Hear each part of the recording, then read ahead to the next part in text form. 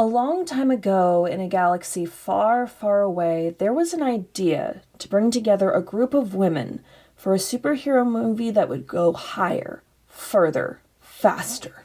It was to be a tale of family reuniting, of the weight that comes with atonement and responsibility, and the erosion of hero worship that gives way to reality.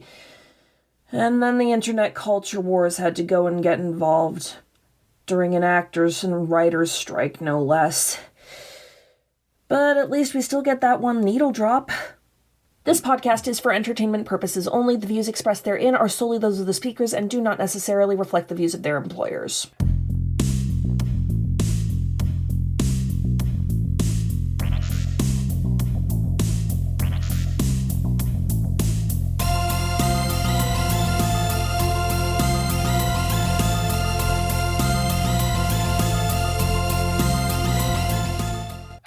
There, and welcome back to 6 Degrees of Star Wars, the podcast where we explore all the ways George Lucas's flagship franchise surrounds us, binds us, and penetrates us in the landscape of cinema. I'm your host, Sam Marchioni. I do not have a code name, but joining me today, River Lane, aka Powder Keg. I am 60% comic facts by volume, the remaining 40% is love for Iman Vellani. Meredith Cook, aka Bookworm. Everybody sings on my planet, but luckily I'm bilingual. And my friend Jordan, aka Starsight. I am merely a nerd and must hug Iman Vellani. We are gathered on this momentous Women's History Month under the duress of my droid, who has decided to threaten me, to discuss the 2023 movie The Marvels, directed by Nia DaCosta. Nia DaCosta, they can never make me hate you, even if I am too much of a weenie to have seen Bone Temple in theaters. I'm sorry. Or Candyman. Yeah, too much of a weenie for Candyman, too. I'm a little weenie. I live at the Weenie Hut Juniors. Yeah, I do not do horror films. I'll watch the kill counts and I'll respect from afar.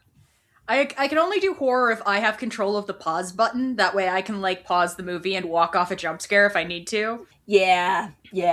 So, this movie is a degree 3 thanks to the presence of the bad motherfucker himself, Samuel L. Jackson, Mace Windu. Yeah. Speaking of people they can never make me hate again, I have learned my lesson. I am unlearning fandom racism. Yeah, I fucking love Nick Fury in this movie so fucking much. Same. I love how he has, that uncle that shows up a couple times a year energy, and he's just sprinkling in plot information. Yeah. And loving cats. I remember there's one Tumblr post that was running around when Captain Marvel first came out that was basically like, Nick Fury got introduced to a competent lesbian in the 90s and has been waiting for that energy ever since. Yes. And I feel like this is very much the culmination of that, oh, my confident lesbian is back and she's having problems. Shit. Yeah.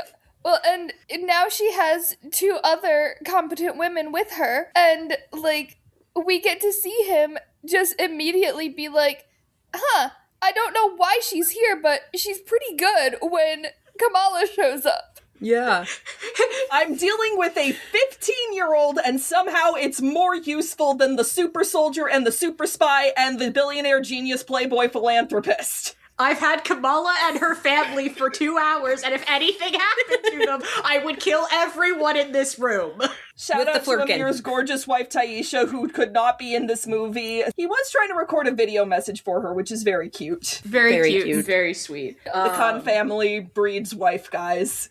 True. Absolutely. So, can I do my quick comic book rants right off the top so that we don't have to deal with me the rest of recording? Go ahead, rattle the bars of your enclosure. Alright, so, for the non-comicsers among us, here is the short version of what the hell is going on. Number 1, those bangle things that are, that Kamala uses as a sort of catalyst for, put a pin in it, we'll get to it. Those are called negabands in the comics or quantum bands in the movie. They are a comics thing. Their switching of places is a thing in the comics, though usually it's between 2 separate people, and sometimes one of them lives in a nega zone where they're not actually on this plane of reality. It happened to carve the OG Captain Marvel in the comics, the dude, not the woman, and is currently being used by Comics Phi-Lavelle, I believe. or at least she might have been in possession of them last, along with a SHIELD agent who got tied to her. Which is the daughter of dude Captain Marvel, right? Put a pin in it. It depends. Okay, number 2. Yes, the Kree are always just like that.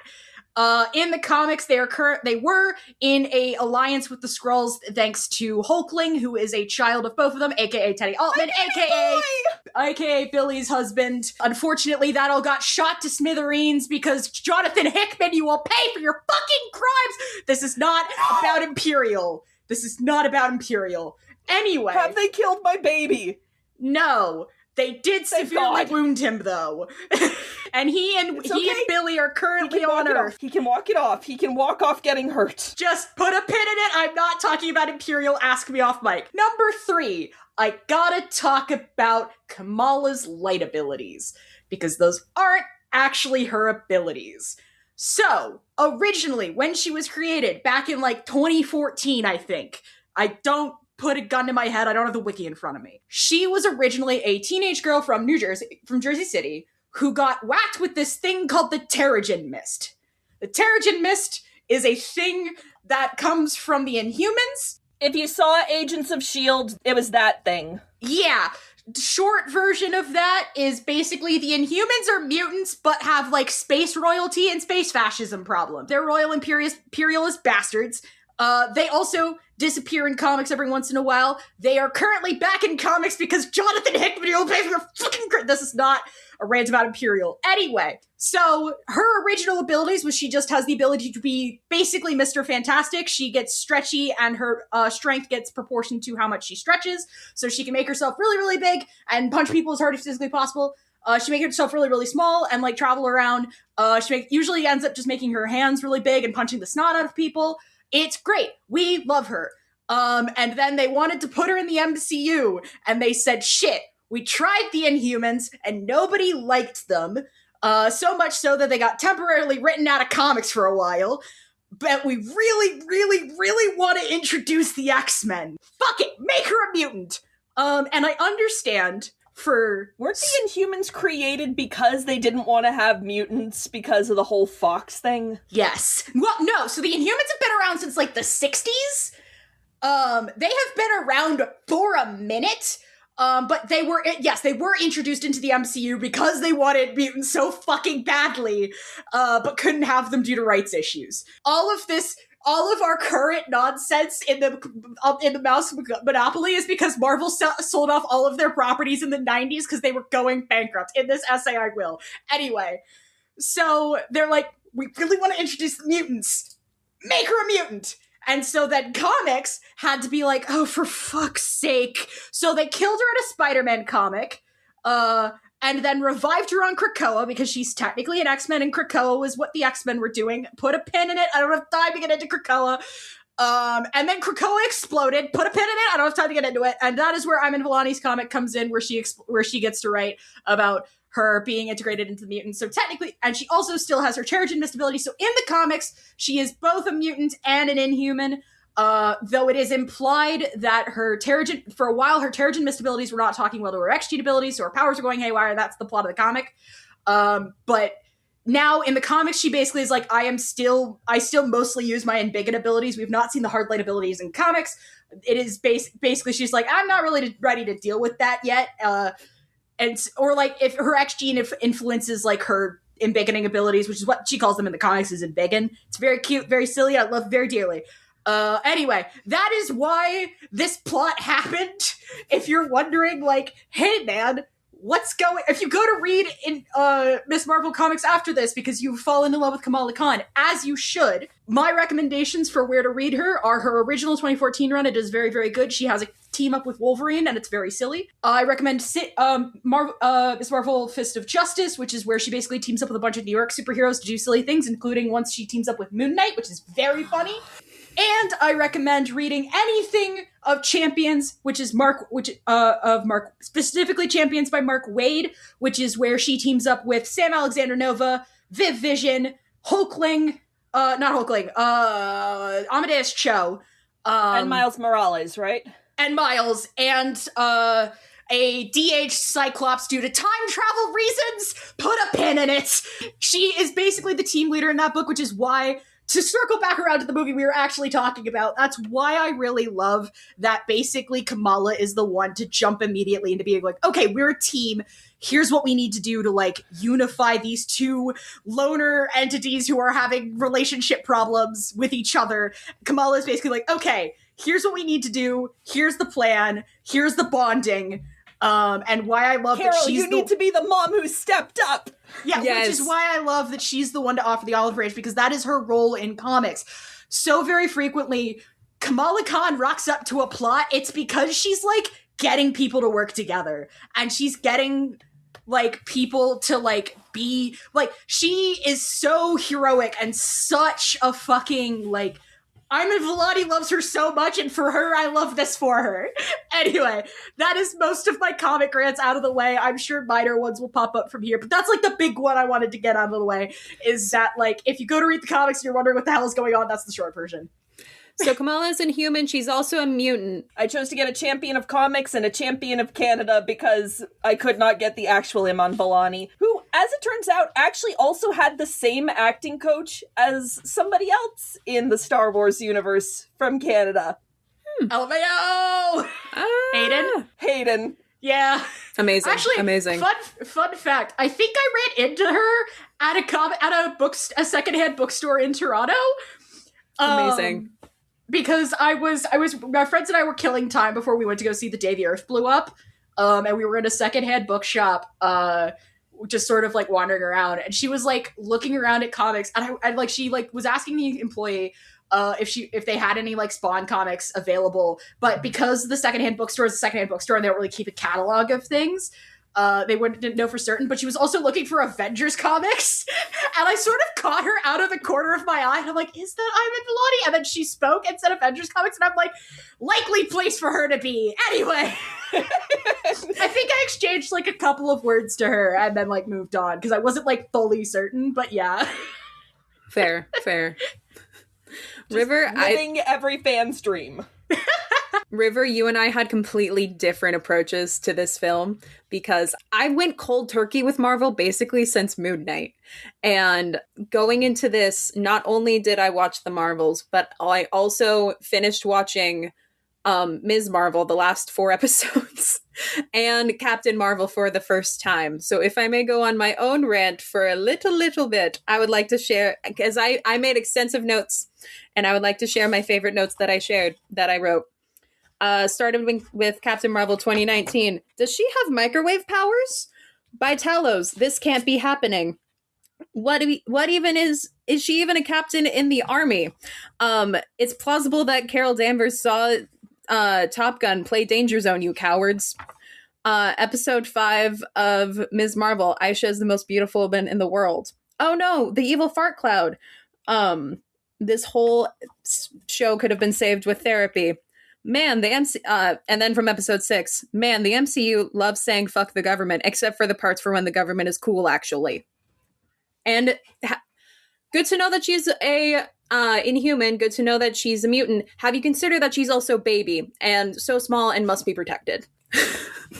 Yes, quite literally one of my notes is we are really just hucking this baby girl off the deep end. Baby girl. Heroing. Which is what she does in the comics. The other thing I love about Kamala in the comics is she's just, like, prepared to do everything. But she's like, I don't care that I'm 16 and I don't know how to drive. I am going to get myself into this world-ending fight, so help me God. And usually Miles and Sam Alexander are just standing in the background going, go, sweetie! I did really love how she was the one, like, as soon as she would just hug people when they were having going through their, like, hashtag tragic backstory. She'd be like, hey, that sucked. I'm gonna hug you now. It was wonderful. We need more of that.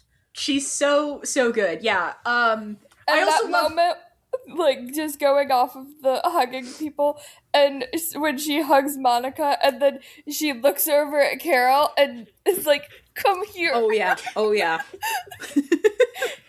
I will also say, as much as I am a comics knower, I also understand that the MCU is its own separate universe.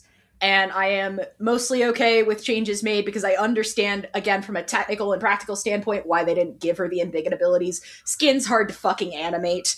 We only just got Mr. Fantastic, and you will note that his powers were not really used in that there movie. We're not good I cannot note that because I did not see that there movie, because I checked out of the MCU basically after this movie. I did see it, and I actually kind of liked it. I thought it had its own vibe going, but we're not here to talk about it. But they didn't use Mr. Fantastic a lot because Skin is hard to fucking animate. I understand it. That doesn't stop me from being a little bit annoyed about it, but that ship has sailed, so here we are. It's when comic synergy, like when movie shit goes into the comics that overwrites shit from other like nonsense, that I get annoyed. Which is why I am cool with the most of the Miss Marvel stuff, because Iman seemed to take it in stride, which she's the biggest fucking Miss Marvel nerd we're ever going to have on this here goddamn earth, except for maybe her creator. Here we fucking are. Here we are. But yes, Kamala, literally a good chunk of my notes are just Kamala, my absolute fucking beloved. Yeah. Like, she makes this movie, and the inclusion of her family, like, just being whisked off to space, and was so good. Like, Fury really is just like, why do I suddenly have a family? Like, why am I babysitting a 15-year-old superhero's family? He was not prepared for Muniba. He was not prepared for Muniba. No. My favorite thing about the cons is when they're doing that initial sequence when the fight first starts and Carol is sort of coming to. Like, the cons are just like trying to kick the Kree's ass with like whatever they have around. Like, Dad's got like the end of a lamp. Amir's got a mop. Like, they are just throwing hands. And I'm like, I love the cons. It's so good. It's so good. Jersey don't play. Jersey don't play. It's so fucking funny. We also must talk about the second MVP of this movie. I would kill for Goose. Yes! Goose! Oh my god. I'm still mad that they had to change Goose's name. I understand why they changed Goose's name, but, River, don't tell them. Mayor, Jordan, do you know what Goose is named in the comics? No. Duck? Chewie. Yeah, that's fair. The cat was named Chewbacca! Yeah, it's very silly, and I love it very dearly, but alas. But yeah, no, I love Goose. What a good kitten. What a good cat. I want one so badly. I love how Fury is such a cat dad, too, because, like, yes. Goose is the reason that he is blind in one eye, and he's still just like, that is my I don't care, girl. baby. Undermining the noodle incident notwithstanding, it is still fucking great, because, like, this cat put out his eye, and he's just like, the cat's been laying eggs around my space station. This might as well happen. Yep. I do love the exchange where he's like, do you ever come in here with good news? Yes. Half of the emergency pods have just failed. Not good news! Can we talk about the memory scene for a second? Because I had to start. Best needle drop in the MCU ever. I kid you not, the first time I saw that in theaters, I just started wheezing. I saw this movie in, like, a theater with, like, an old couple and maybe two other MCU knowers behind me in the middle of the afternoon on a weekday. And I doubled over so badly. I knew it was coming this time around, and I still wheezed like I might piss myself. The fact that they timed it so that the big touch me happens when the kittens go into 0G. And the added punctuation of, do not panic, let the flirkins eat you. Let the kittens eat you. I also love Monica's, I can't deal with this right now, can you? Carol, so we're literally hurting cats? Poor Brie Larson, she is, like, deathly allergic to cats. They had to have a stunt double for her anytime there was a cat involved. Yeah. Space elevator, Space Vader. Space Vader. An incredibly impractical object, but I love it very dearly. Very so Phineas silly. and Ferb of them. Very Also- Phineas and Ferb. Also a restaurant in Disney World. Yes.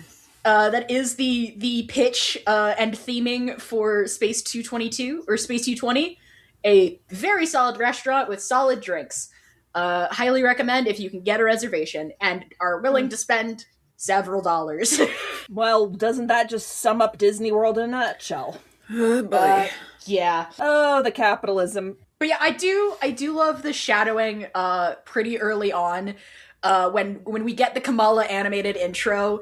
I really loved that. It's so cute. I so love cute. Bring back animation like that, my god. real. And I also love how then it, like, becomes a running joke. And, you know, how many chapters of your Captain Marvel fanfiction did this inspire? So many. Canon to the comics, she does write a shit ton of fanfiction. Real. I know. I've seen the Thor Captain America fanfic bits. She's very endearing. I love her so much. But no, what I was gonna say is during that little interlude, when Cap Marvel is like, hey, do you want to come hang? And zips off, she's like, you cannot, like, she's like, I can't fly. And that's like the big problem for a lot of the movies. Yeah.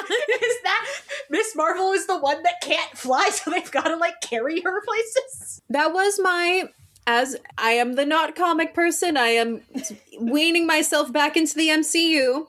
Why was all of their powers making them switch except for the flying part, which was fine? That was confusing for me, Yeah, I think it was the specificity of the fact that her ability, like her version of the abilities, doesn't allow her to fly. Gotcha. Because she's got to make those little discs to like jump places or like stretch herself with the light. Mm-hmm. Yeah. So, like, the way that it works is that because Monica is, like, manipulating light, she's basically, like, creating a different electromagnetic spectrum of herself, I think, to be able to propel upwards. And Carol's just basically rocket blasting herself with the photon blasts. But Kamala's like, well, I can climb up with my light patterns. Yeah, I have big stretch, and that's about all I can do. Bless her. Ooh, big sweet stretch. little baby girl. She's delightful. I love her She is so baby. much. So small. Tiny. So itty The bitty, so training small. sequence with the three of them as they're practicing, favorite part of the movie. That was absolutely. definitely a highlight. Where the fuck is my note about that? A double Dutch power swapping montage is the fastest way to bond. Yes. And honestly, like, so relatable. I never did double dutch, but I do remember jumping rope in, like, elementary school. I'm like, now. I never learned how to jump in. I had to like stand and start. Yeah. I never could jump in either. I would just die. But I also loved when they were, when Carol is like, on 3, and then only Monica and Kamala do on 3, and they just look at her, why would you say on 3? And she's like, I know. Because they go 1, 2, because Carol goes 1, 2, 3, go, and they swap on 3 without swapping on go. Yeah. And she's like, why would you add go? And she's like, I hear it. I'm learning. I have not been around another person in so many years. Yeah. I loved that Carol was just hanging out in her suit like it's a onesie, basically, with the, like, just in a tank top. Excellent space user core. Absolutely. Rich And writers Crocs.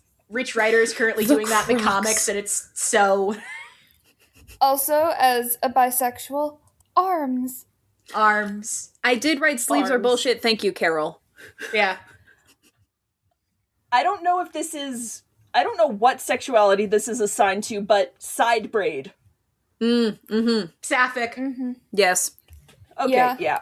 And also the growth of Carol had side braid and then Kamala had side braid at the end because she's trying to be like her idol. My baby girl. Baby girl.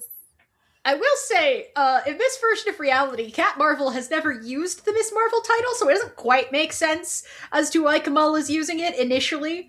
But I'm willing to hand wave that on that's an I'm not gonna die on. Don't worry about it. Yeah. I mean, I think she was like, well, I can't call myself a captain because I'm not a captain, because Carol actually was an Air Force captain. Okay, she was. Good to know. Yeah. You might have missed it because it's a very brief thing, but it says Captain Carol Avenger Danvers on her airplane. I did, in fact, miss that. Yeah, this is the Avengers Initiative. Yeah. I also rewatched the 2019 movie for the first time in forever because, God, I miss when franchises didn't feel like fucking homework. It did feel... crash coursing myself in Marvel did feel like I was cramming for a pop quiz a little bit. I did bring it upon myself, but it did feel like that a little bit. I do support the description of what the fuck happened in WandaVision. Like, that's just... You watch WandaVision and you're not thinking about it. You're just like, oh shit, Monica has powers now. Sick as fuck. And then you, like, say it out loud and you're like, damn, that is a deeply silly explanation as to what the fuck happened in WandaVision. Yeah. There was so much that I probably, like, should have rewatched for context. But, like, I literally finished rewatching this about half an hour before we started recording. That's fair. So, like, I was only doing the bare minimum. And I mean, I love this movie. I love these women. So, like, I could have probably done it blind. But also, it's been a while and I have ADHD goldfish brain. So, like, I wasn't going to necessarily remember all of the details. Yeah, my general stance on the MCU is just homework vibe. Is as this franchise will continue to go on, because it's going to keep going until the heat death of the universe, the Marvel money printer runs out, or the heat death of the universe. Let's be so for fucking real. Eventually, audiences as a collective will realize that the MCU is just doing what comics have done for fucking eons. You pick up the runs you like. Anything that you need to know for the plot will be explained in the thing you're reading or the thing you're watching. And if the comic and the movie is doing its job, you will walk out with 3 other characters to go read up on. And I feel like post the hard reset of Doomsday and Secret Wars, which I stand by the fact that my current running theory of it going to be more of a Crisis on Infinite Earths type deal, where we basically lop off the multiverses. Wrong comics! But we lop off the multiverses and stay and, like, basically, like, okay, this is our universe. We are not doing anything else. Like, this is all we've got. And that way we can grow in our own directions and won't be subjected to the nonsense that is Fox's X-Men timeline. Because let's be so for fucking real, that is the problem child of the things we have acquired. I think if they are smart, that is going to be the way we move forward, is leaning into that idea of, like, explain what you need to for the plot. If we're doing our job, you'll pick up 3 characters coming out. Yeah, see, River, here's the problem. You use the word Marvel and smart in the same I can dream, Harold! Jordan and I gave up on dreaming after they killed our girl. Yeah. I'm going to share a quote that was spoken to me from someone that was a cast member at Disneyland. It's Disney. It's magical, not logical. They're going to make dollars and not cents. Valid. I have such complicated feelings about the MCU to the point where I started writing multiple blog posts trying to dissect my fucking feelings about this godforsaken franchise. But there is a reason I called it The Haunted House, and I am the ghost that lives here. I fear I may never escape in a way that matters, because every time I think I quit them, they'll do something just good enough where I'm like, for fuck's sake, I'm back in the fucking building again!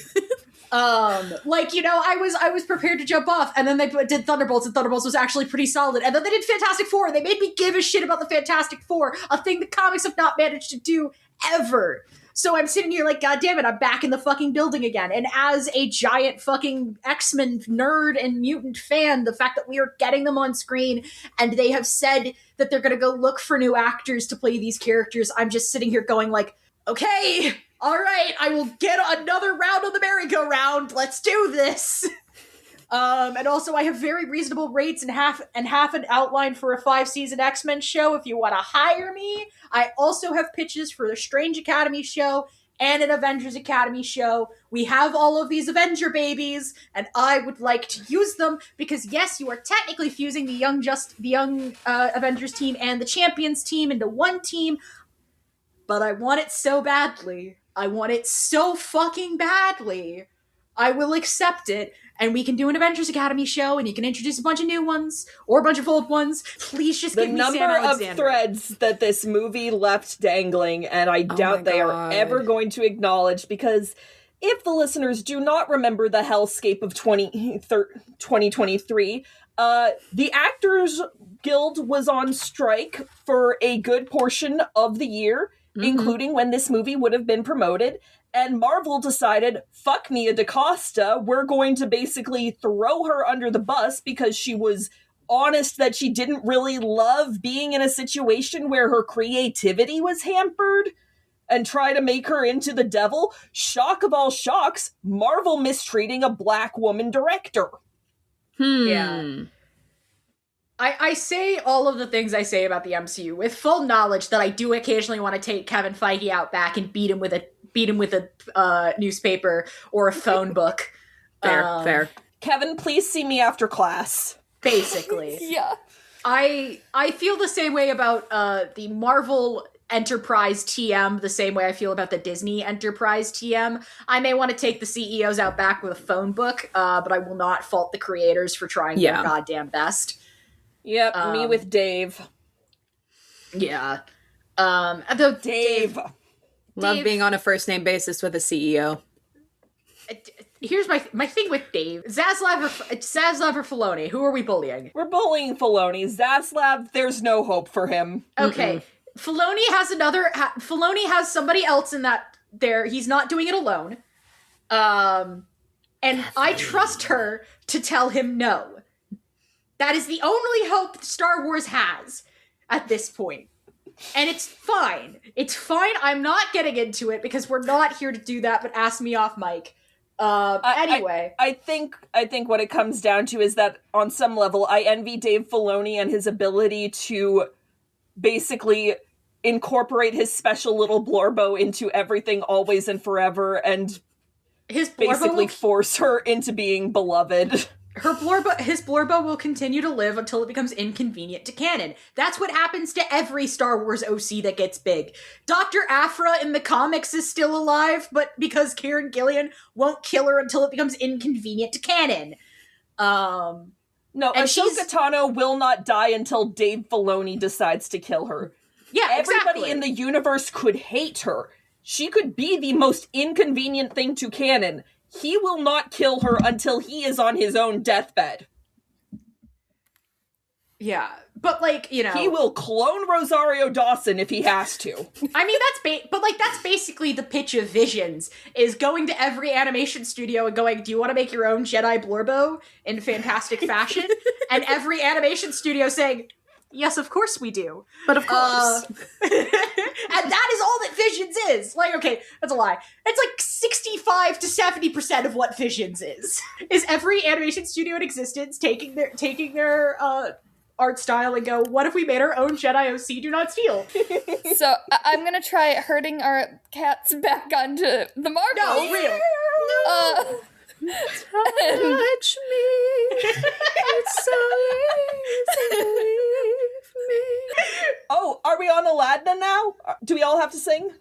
Oh god, yeah. Listen, I loved that so much. I love space fashion, first of all. I love the space fashion. Space fashion was so good, so absurd. Loved everything about it. Pretty So, princess dress. I bought the princess dress. I wear the princess dress to work for fun. Correct choice. Mood. Alas, I need to wear my Padme Amidala cape to work more often. I am not that flavor of gender. I will have to try this out soon. I'm a short person and this dress is freakishly long on me because that's how it works when you're 5'1". And so I will definitely need to wait until it's not crazy snowy and icy because otherwise I will trip and die. Truly. I love space fashion. I love the guy they've got playing Jan, whose name I have the correct words in my brain. I cannot put them in the right order. Park Seo-joon. Love him dearly. I love that Nia DaCosta said, I need the hottest man imaginable. The hottest man alive. Oh my god. I need the hottest man alive. Watched K-drama and said that one.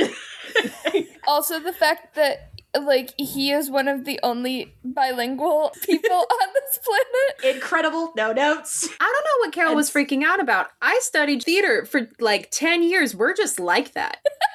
Well, you have to remember, Carol's a lesbian. And I'm not saying there are not lesbians in the theater, but Carol's not that kind of lesbian.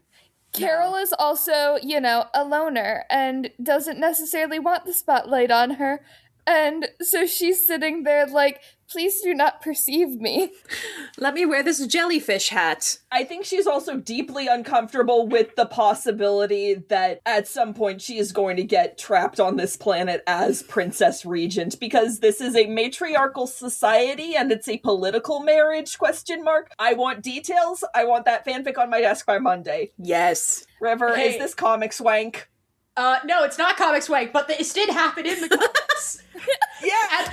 And the reason it happened in the comics was a mutant who has intergalactic teleportation abilities got arrested, and they needed to bust her out, so she agreed to a political marriage to bust her out. We love Lila Cheney. I actually really want Lila Cheney to appear in something. She's kind of fun and silly, goofy.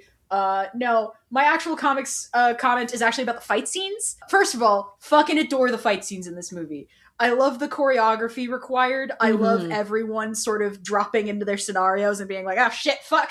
And then once they get better at it, like actually formulating their moves around the fact that they have to switch when simultaneously using top tier good shit. And Monica's ability to phase through things is proof that we may actually get good effects when we inevitably get Kitty Pryde. We have to get Kitty Pryde. We need her. I love her. Give me Kitty Pryde or give me death. I'm gonna go calculate the over-under on death. So this is not something that only the Marvels think, but do you ever look at a movie and like, okay, this isn't a deal breaker, but I also know this plot point from another movie and now I cannot unsee it. The big one I always point to is that Puss in Boots: The Last Wish technically is the same plot as Animaniacs' Wacko's Wish. Oh, yeah. I don't know either of these movies, so this is lost. Both of them are very fun, and I encourage you to watch them. It is a little hard for me to take the plight of the Kree seriously when it's kind of a plot from Spaceballs. Fair. I have so many complicated feelings about the whole Kree nonsense, because on the one hand, their motivation is half cool motive, still murder, half like, yeah, that is a legitimate reason to go looking for things, and all of this could have been solved with some conversations. But also, like, everyone is biased, and yes, there is a deep, deep seat of imperialism to the Kree inherently. I salute Nia DaCosta for recognizing that. Mm-hmm. And so, like, oh my god, yes, the Kree are just like that, but also, like, man is the villain's plan a messy soup. That is a very messy soup. Yeah, I think she's mostly responding out of, like, trauma. This is also very much about hurting Carol, as they established. This is about taking shit that matters to Carol, but also, like, let this be a lesson to everyone. Don't let AI run shit! Don't let AI run shit. Yeah. Oh, look! A planet where AI ran shit and all of its resources were depleted and everyone was depressed and sad and lacking vitamin D? Huh. What an unbelievable coincidence. Who could have seen that coming? Yeah. Fuck ChatGPT. I'm surprised we haven't introduced World Mind yet, but then again, we did blow up Xandar. We hate all AIs except for Vision. Vision's fine. I know we're never gonna get Nova. I want Nova so badly. Okay, now I'm gonna start going in a Mass Effect thing unless I'm... Nope, not going there. Go for it. Herd the cats, herd the cats. Herd the cats, herd the cats. Touch me! I did want to jump back to the sapphicness and Carol and Valkyrie. Yeah. Carol and Valkyrie was very much implied to be a thing. Is Carol just picking up space royalty? I literally wrote the note. They should be dating, alas. There was a cheek kiss. There was a cheek kiss. Also, Valkyrie in a suit. Thank you. Thank you, Nia DaCosta. It's also a Love and Thunder thing.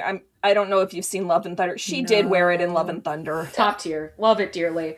One woman who could kill me in suits, please, frankly. Tessa Thompson, whatever you're doing, you're not doing enough of it, and you should get to work forever, and I'm sorry you did not get any proper awards love for Hedda, which was also Nia DaCosta. back to our ladies of this here movie. Any last words, Brie? How do I top lesbians? You know what I mean? I'm sure the lesbians could show you right after this panel. Good night, folks. Bye. Yeah. There you go. There you go. Yeah. One of the notes I took is I also appreciate them putting this very loaded dynamic in the middle of this team up movie. Like, Yeah. we've done a little bit with Monica's, or like we learned about Monica being blipped and her mother dying while she was blipped in WandaVision, which we get flashes of in this for people who didn't watch WandaVision, which again, more to my point, anything you need to know for the plot will pop up in the thing you need to know to get things going. But like, oh my god, I need Marvel to talk about the blip so much. Please. Oh my god. Because like Monica and Carol's dynamic of like Monica just wanting her family because the one person she had left fucking died on her while she disappeared for 5 years. And Carol feeling irredeemable because she doomed a planet unintentionally by trying to free them for the thing that was enslaving them and causing a war about it. And like those two things being at odds is such a loaded dynamic to put in this silly haha movie. And Nick Fury sitting in the corner being like, you two have to talk about this at some point, right? Like, you can't just avoid this subject forever. Apparently they can, because now she's in another universe. What, Sam? I mean, I think they were valid to be like, hey, not on the fucking phone. Yeah, no, that's a completely understandable reaction. I think that was also one of my notes. Yeah, I definitely, like, you know, this is supposed to be the silly haha team up movie, like, and I cried multiple times. Yeah, it is such a fascinating dynamic, and I think it also, like, I love that, like, when we shatter Carol's, like, hero persona for Kamala, it's not a complete shattering. I fucking hate when that happens. I love that, like, Kamala's admission is like, I'm sorry I didn't let you have space to be a real person. That's nice. I appreciate that. And that is one of those things that Kamala does learn time and time again in the comics. And honestly, in the hands of, I think, lesser directors and lesser actors, that would have come off as, like, unconvincing therapy speak. But because it's Kamala, you know that she is a terminally online Tumblr user, and this is absolutely language that she fully understands because she's gotten into extensive fan meta wank talking about, no, that is actually not how you characterize Captain America when you're writing slash fiction about him and Sam Wilson. Yeah, and also, like, Kamala's not stupid. Like, her and Bruno are sort of, are not, like, in the comics, she's also a science nerd. Like, she's a fucking dweeb. And so, like, you know, like, she gets into this, like, she gets into a lot of science programs and whatever. Like, she's not an idiot. And so I just really, really love that they don't really shortchange her at all. Iman Vellani, I would kill for you. Well, and, like, you know, her series, like, Ms. Marvel, was all about, like, that communication between family and, like, discovering more about yourself. Like, it's a very reflective series and like digging in about identity and like what makes you you. And so it makes a lot of sense for her to then like look at Carol and be like, I wasn't giving you space. And so it was also just a really nice continuation of like what we already saw in her own series. And I think that is one of the major strengths of this movie in general, is like fitting in all of these seemingly disparate things, you know, and getting like that continuation from Captain Marvel, from WandaVision, and from Ms. Marvel, and just throwing them all together and being like, look, you are now forever changed by this bond that you share. Yeah. And yeah, fucking everything is so fun all of the time. I also really love that Monica doesn't belittle Kamala's fanfiction habit. I actually really appreciate that. As often as fanfiction is a punchline in movies, I really love that it's a playful sister jab, not a down punch. That meant so much to me in theaters. Monica immediately saw Smile Child and was like, she needs a big sister. And she needs someone that who can be on the level with her, because the starry eyes around Carol, like, she needs a tempering influence, and I can be that. And also, like, she's having fun with Carol, too, like, all the teasing Carol about being a pretty, pretty princess. Like, Monica definitely, I think, she was the starry-eyed girl around Carol. Like, you know, as much as, like, Carol was never, like, Captain Marvel to her, like, she was Aunt Carol, she still looked up to Carol as, like, a hero even before she was a superhero. And like... Aunt Carol. Yeah.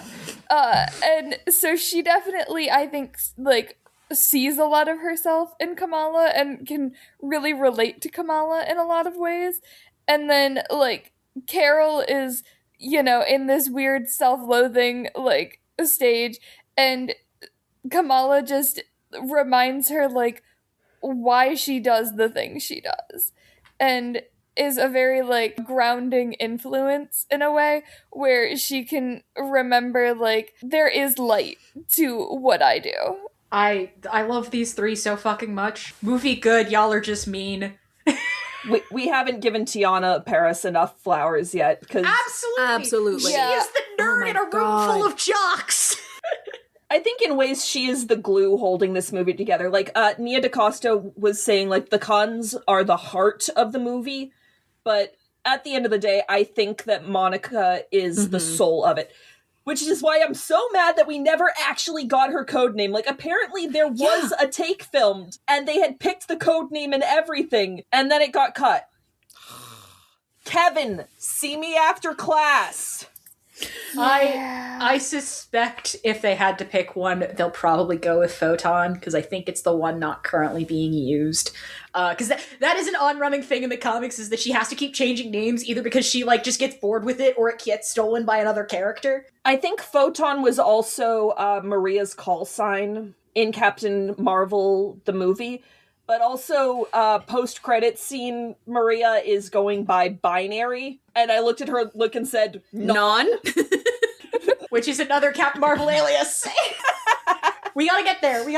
I have other things. I did write in my notes, man, it literally is always up to Black women to literally fix what's wrong in the cracks of the universe. Real? Yeah. Yeah. I do love the jump point design. It does look so cool. I love that they're little hexagons. I also love that, like, when we actually go through jump point, it looks different than, like, how lightspeed travel looks in most things, including Star Wars. I love that it is so bright and colorful and, like, sort of reminiscent of the Bifrost. Shapes and colors. Indeed. Well, I mean, technically, if you're looking at the Bifrost as a jump point in and of itself, it is effectively an Einstein-Rosen bridge that it can turn on and direct at will. Yes! Listeners cannot see this. Jordan gave me a copy of Jane Foster's notebook at one point. Jane Foster, I will never forget you. I have my own version. Yeah. And so its shapes and colorsness is very nice. But speaking of shapes and colorsness, those first couple of scenes on Hala, pay your lighting designers. Pay your lighting designers. I am no longer asking. I mean, to be fair, they don't have a son. I mean, yes, pay your lighting designers and, like, pay your VFX artists, because this is a movie that used the volume, and, like, the volume, I think its biggest problem is how it interacts with lighting. Mm-hmm. It is untested technology, or, like, untested in air quotes. We are still in its baby years. Yeah. There is only hope that it can go up from here. But also, pay your fucking crew! Pay your crew. Yeah. We are an IATSE supporting household first and humans second. Mm-hmm. I'm no longer asking, this is a threat. Yeah, kick ass, go to space, represent the human race, baby! Higher, further, faster! Should we get to those last two button reveals? I don't think we're quite there yet, because did I miss something? I went back and looked. Kamala came out of the hoopty and only had one bangle. Thank you. This was driving me nuts. Where did it go? Who has it? Did she give it to her mom? Where's the second bangle? The other bangle? Where'd it go? Where's the bangle? Either Carol has it or continuity error. genuinely think continuity error? I think it's continuity error because there was a lot of continuity errors with Kamala's clothing in the first 10 minutes that rubbed me the wrong way a little bit. This movie got shredded in the edit. Oh, absolutely. It always happens. Marvel does some shitty reshoot and suddenly Jane Foster is being possessed by the ether while wearing the clothes she gets in Asgard that she hasn't gone to yet. Ask me about Thor the Dark World. I dare you. But I do think that's just one of those, like, continuity errors. Like, I'm not gonna get pressed about it, but also it would make sense if they wanted to keep them separated. Yeah. But also, like, she has that line about how these Bengals have traveled time and space to get to her. I don't know, maybe she just was dropped born it. for this. Maybe she just dropped Like, it. even if they'd, like... They could have done, like, a thing of one bangle crumbles to pieces as they're charging up Monica. Something. An insert shot. Editor Sam here. After we finished recording, we went back and checked again, and Carol has the bangle. So, yeah. It's also very unclear if, again, doing the whole X-Gene bit, if the hard light is Kamala's X-Gene acting up, or if it's the bangle's power. They're not super clear on that. I hope we get payoff for what her X-Gene is, and when we actually get mutants and we can talk about the X-Gene properly. Please, God, Marvel, be nice. I don't have faith. I do not have faith. I think her Aladna suit is a downgrade from her start of the movie suit. I get why she is in the Aladna suit, because she left the actual suit behind on Earth, but I feel like it is emblematic of that stereotypical criticism of everybody that, all the MCU costumes have too many lines on them. I like it simply because it's brighter than her OG suit. Also, scarf thing, not in the comics. She does have a scarf in the comics, but she doesn't use it as a weapon, I don't think.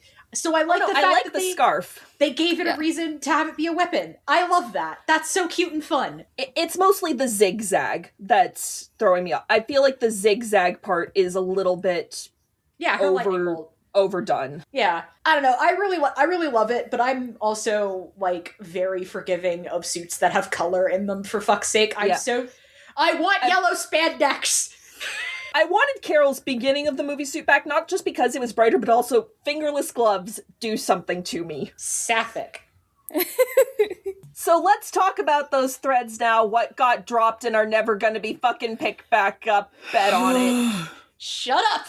We have too many Avengers babies running around. We simply, from, like, a narrative standpoint, have too many goddamn Avenger babies running around and not do something with them. I will bet Mahershala Ali, River! Mahershala Ali! They're doing a Midnight Suns movie instead, which is fine, actually. Put a pin in it! Put a pin in it. There are so many pins in this. I am making a conspiracy board, Meredith. Welcome to being on a podcast with me.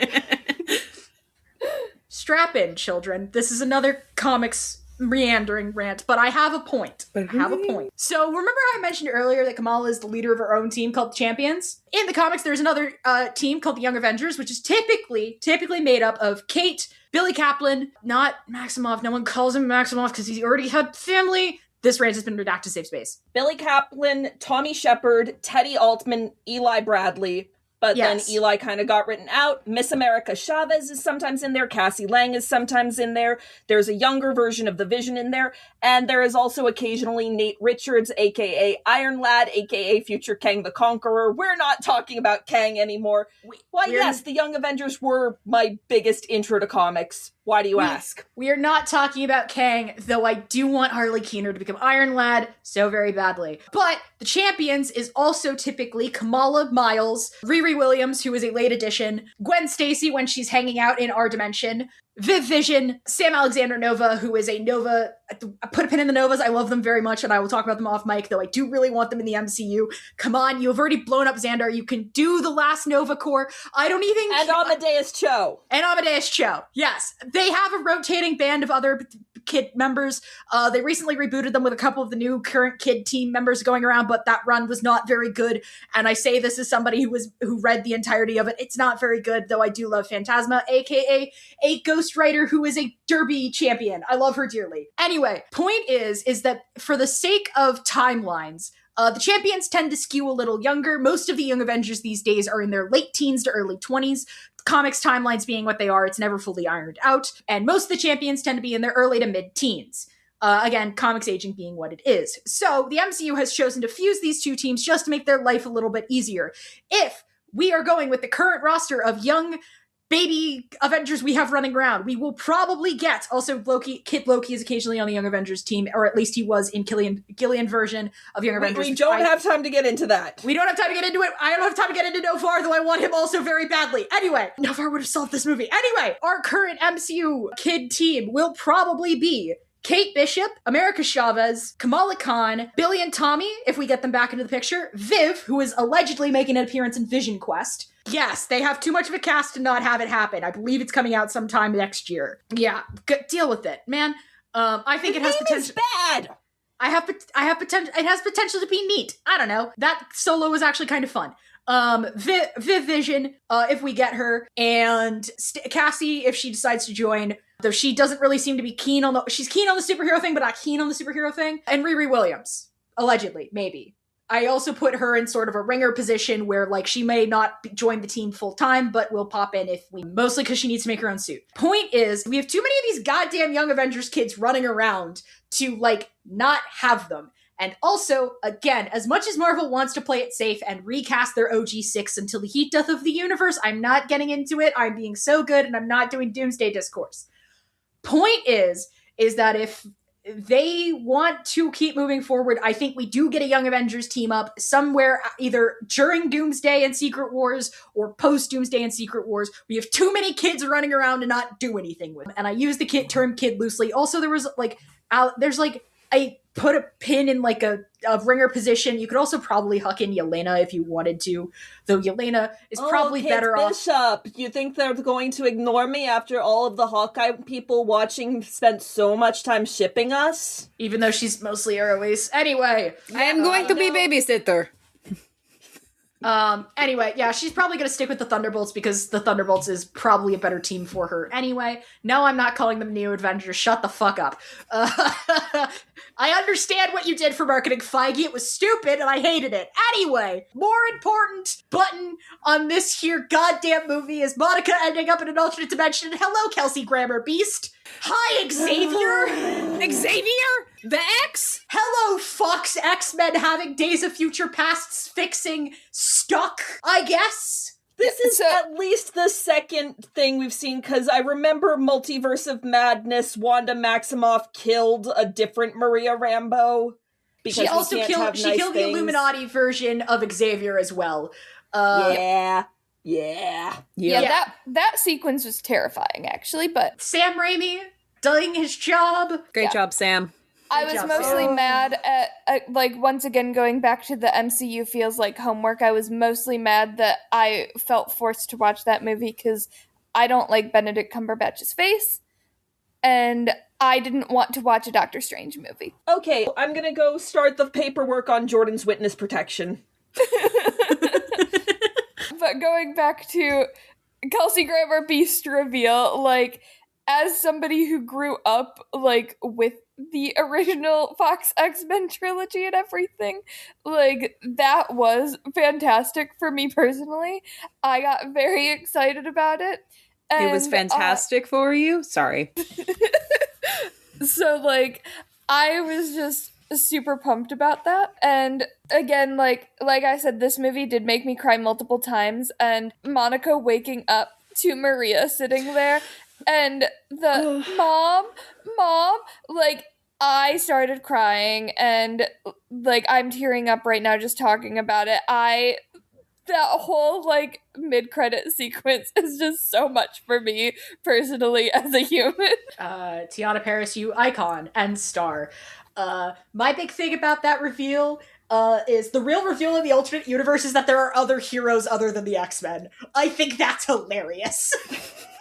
Again, that right synergy is coming back to save us. I think that's so funny. But no, I do really love that it looks like first gen X-Men's mansion. It looks like we are the timeline bullshittery that was Days of Future Past, a mostly okay movie. Fuck Bryan Singer. seems to have stuck in a way that matters. Let's be so for fucking real. The best one of that second gen X-Men movie is the one he didn't fucking direct. Matthew Vaughn, I will kill you for your crimes against Kingsman 2, but I will support you for X-Men First Class. Anyway, you will pay for your crimes for Kingsman 2 though. Swear to God. Point is that I do really love that, like, that's the version of the X-Mansion we are going with. I love that that's the version of the X-Men we are going to close this whole thing out. I will say, Deadpool and Wolverine, say what you want about that absurd fucking movie that I have too much affection for and reawakened a crush on Hugh Jackman I didn't know I fucking had, against my better judgment. That bit at the end where they did the, like, behind-the-scenes featurettes to Time of Our Life, and that was sweet and nice and good, and I appreciated it a lot. As somebody who is very much like, yeah, that those movies also, like, we don't get this non-stop monstrosity haunted house if we are not burying on the grounds that those movies kind of started to build. Better or for worse. Yeah. Just stop doing the Phoenix Saga in one movie. Please, God. Yes. And stop letting Simon Kinberg do it. Yeah. Put him on literally anything else, I beg of you. Not the Star Wars. Simon, put the Star Wars down. Put it down. Put the Star Wars down. I have a love-hate relationship with this haunted house. I will be in this haunted house until the day I'm fucking dead. But I do really like this movie. This movie is good. Y'all are kind of just mean. Affectionately. Royally.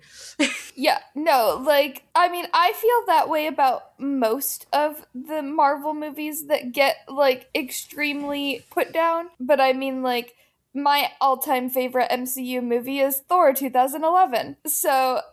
You mean Cars with Gods? Oh, fuck you! Fuck you!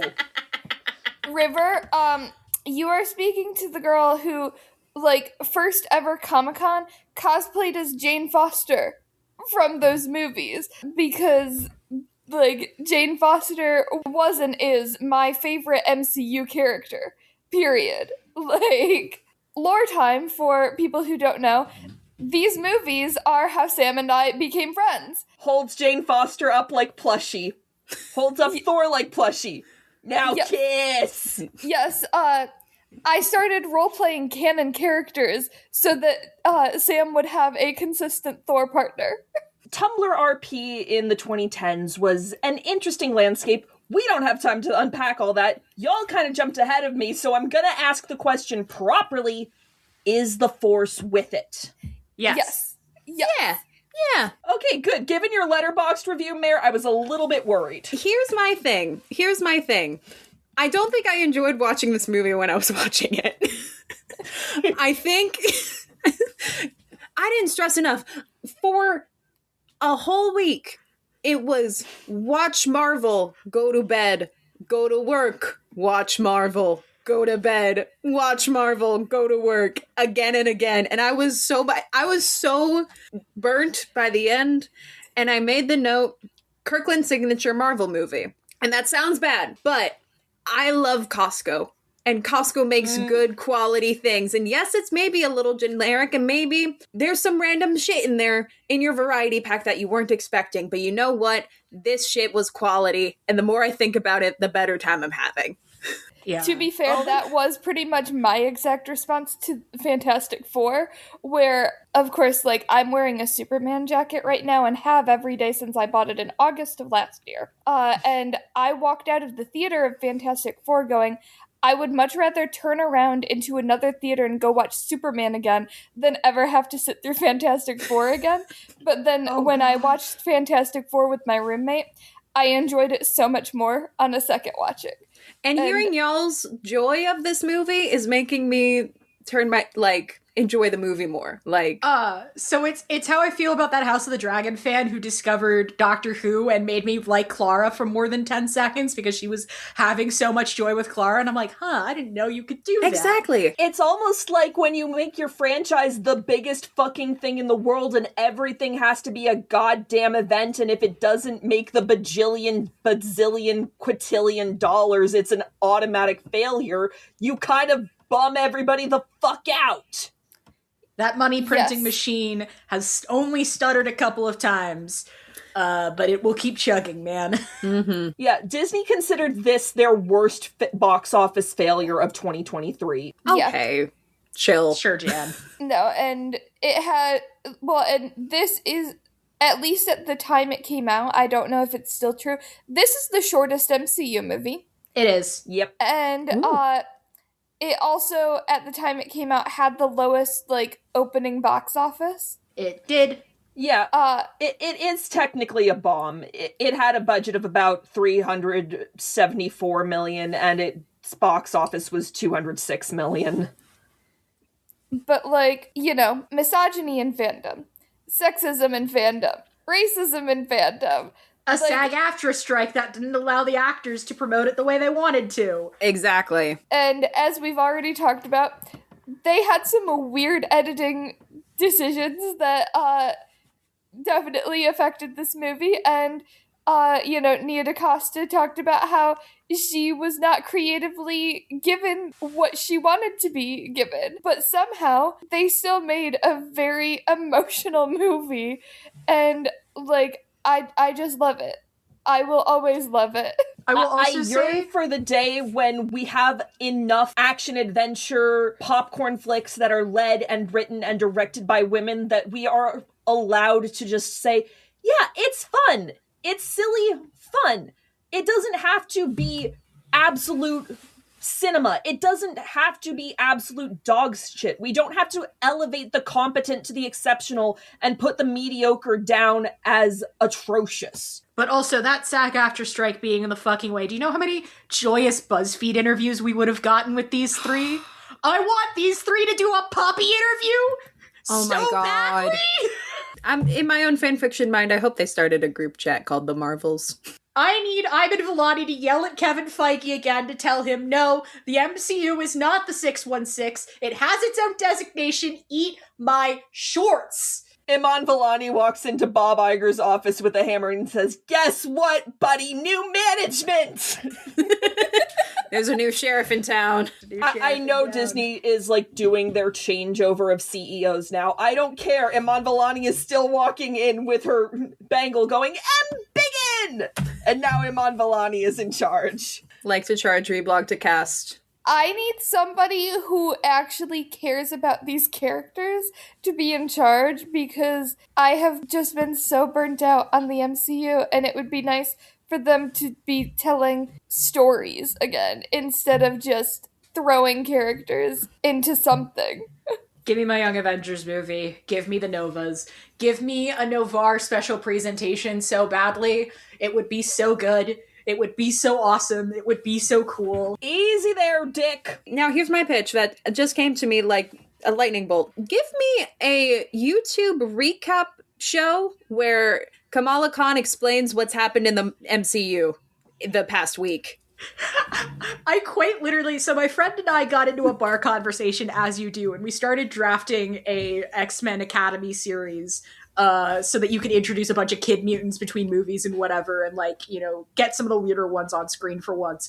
And our season 2 opener is quite literally Kamala as the exchange student going over what has happened and doing, like, the whole bit about the X-Men and being like, Jean died, but we don't know how or why, and we don't know why she's back, just, like, sidestepping the whole Phoenix thing like it's happening somewhere off screen. I literally wrote that joke. Amazing, amazing. Before we start creating our own MCU, we have established that the Force is with it, so, I mean, I think it's redundant to say that we're all Sith dealing in absolutes in the dark side. We're talking about something that's owned by Disney. There is no escaping the dark side. Corporations have to be like this. Because we live in late stage capitalism, baby! So fun. Gotta find your joy where you can. Speaking of late stage capitalism, who has the Pluggables? Follow me on Letterboxd at Mer the Nerd. That's MERTHENERD. I have opinions and they're all correct. I have no pluggables, just wish me luck on my thesis, because that's what I am focused on. Break a leg! Amen. Hi, you can find me on BlueSky at Dreams Rebel. You can find me as the host of the podcast The Straights Aren't All Right, a podcast where I gather a bunch of queers together, make them watch straight rom-coms, and try to answer the question, are the straights, like, okay? Our last episode is coming out on, will be out by the time this episode goes up, and maybe the other episode might be too, depending on how fast I am at editing. We'll see. You can find that wherever pods are cast, and also on BlueSky at Aren't All Right Podcom.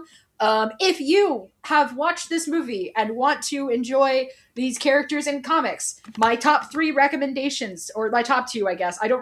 Monica doesn't appear as much in the comics. I'm so sorry. I believe she was in the Infinity comic for Marvel Unlimited, but that requires a paywall. I unfortunately cannot recommend it in good conscience, so you should maybe consider yo-ho-hoing it if you can. My 2 recommendations are Champions by Mark Waid, which has a lot of Kamala as a leader and as a leader with strong morals and a team behind her, which is super fun. You should also go read her original solo. It's also very good. And if you want to know where Carol currently is in comics, I cannot recommend the current run of Avengers by Jed McKay enough. They're doing King Arthur shit with the Avengers. And Carol literally says on panel, the Avengers are not cops, they are firefighters. I cannot recommend that run enough. Go fucking read it. Amazing. Also, just to piggyback off of River's recommendations, while I haven't read the Champions run, Mark Waid is in general just a phenomenal comic writer. So, if he's writing it, it is probably good. And in the spirit of Star Wars, to be there for the people who need us, this episode is spotlighting Freedom House, a nonprofit founded on the core conviction that freedom flourishes in democratic nations where governments are accountable to their people. With a methodology framed around access, freedom of expression, and violations of rights, Freedom House makes it easy to understand how the tools of authoritarianism work, something we should all be aware of at a time when way too many world leaders are headed in that direction. The link can be found in the description, as well as on my various socials at Demisem. Our theme music is provided by Refractory Period, the 2 girls' one-beat synth-pop sensation. You can follow them on Instagram at Refractory Period the band. To further support this podcast, please subscribe to us on your platform of choice, leave reviews, and share with your friends to boost our visibility. And consider joining our Patreon. Now, it's time to turn to the Chance Cube to decide where our journey takes us next.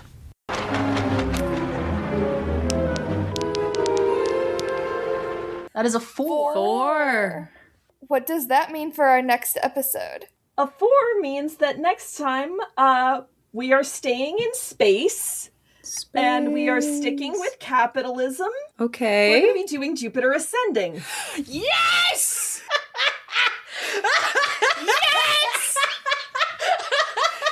Yes! It wasn't Thank me you this for time! screaming back not to blow out your mic. That movie is a series of events and I love it so much. Actually, Hosam, Jupiter Ascending has been upgraded to a degree 3.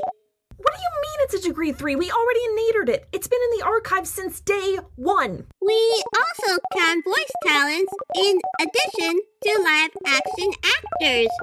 Blame Fred Tatasciore for this. Oh, for fuck's sake, what are we gonna do now? We've already retired the Oopsie Doodle. I don't think anyone even remembers what that was. Don't worry, Hosam.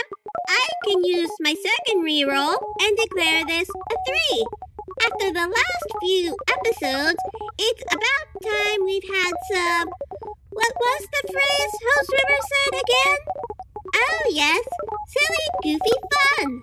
What better way to do that than with a werewolf space angel? And the bees. Can't forget the bees. You're totally getting extra 60s snacks for that?